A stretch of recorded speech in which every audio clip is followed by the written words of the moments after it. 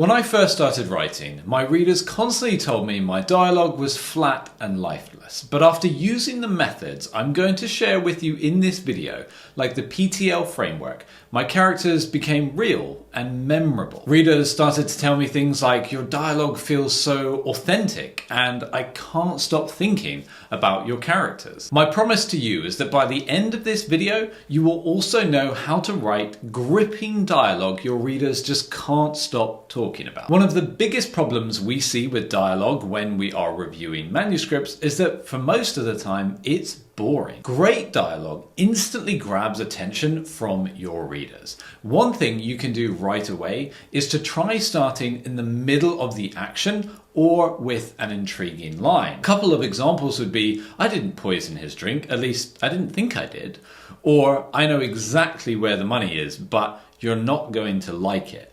This kind of dialogue drops you into the action immediately, and it hooks the reader because straight away you're playing catch up. You've dropped some juicy hints for them, and now they're desperate to find out more. Another big issue with dialogue can be readers not taking your characters seriously. We all know someone who talks too much and no one really pays attention. Well, the same can happen for your characters.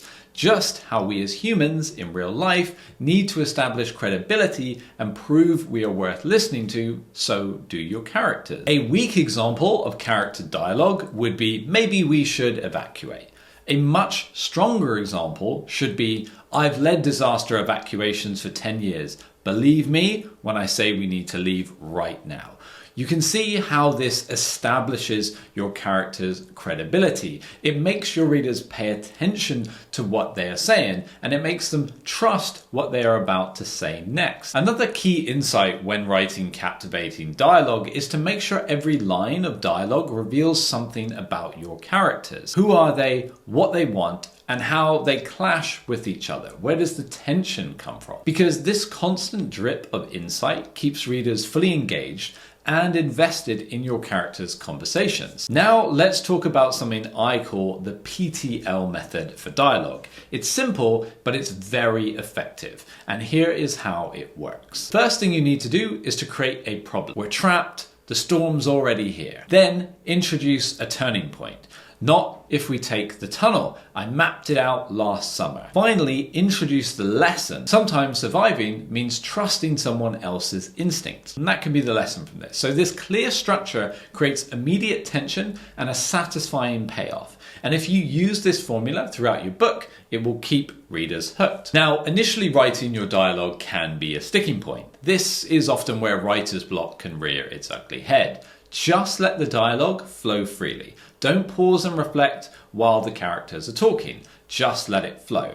Then, once you've written the dialogue completely, get out your red pen, and the things to focus on would be cutting repetitive lines, combining similar ideas, keep only the strongest, most engaging line. And a great question to ask yourself during this editing process is, does each line reveal something new or build tension? If it doesn't, then get rid of it. If after all this your dialogue is still feeling flat, then it might be lacking context. Dialogue is so much more than words. It's about what's happening around the characters as well as in the wider plot. So for example, if a character says, "I'm fine," but is avoiding eye contact, readers immediately know that there is more beneath the surface.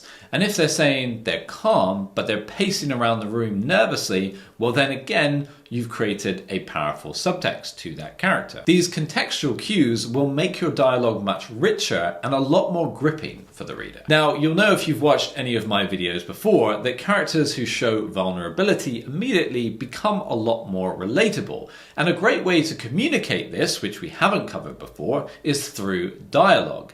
So for example, a confident leader quietly admitting, "Ooh, I don't know if I can do this."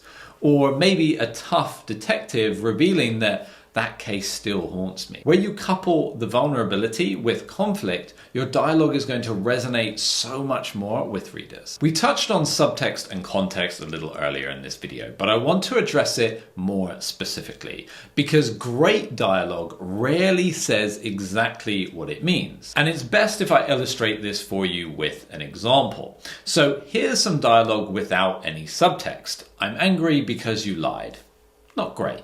If you add subtext, sure, I trust you, he said quietly with narrowed eyes. You can see how the subtext has added a layer of mystery and emotional depth that immediately hooks the reader into your story. Now, as you're going, you should always be testing your dialogue as you write it. And the best way to do this is, of course, to read it aloud, just like anything you're writing. But here is the important bit, a quick checklist while you read it out loud. So, do your characters sound unique?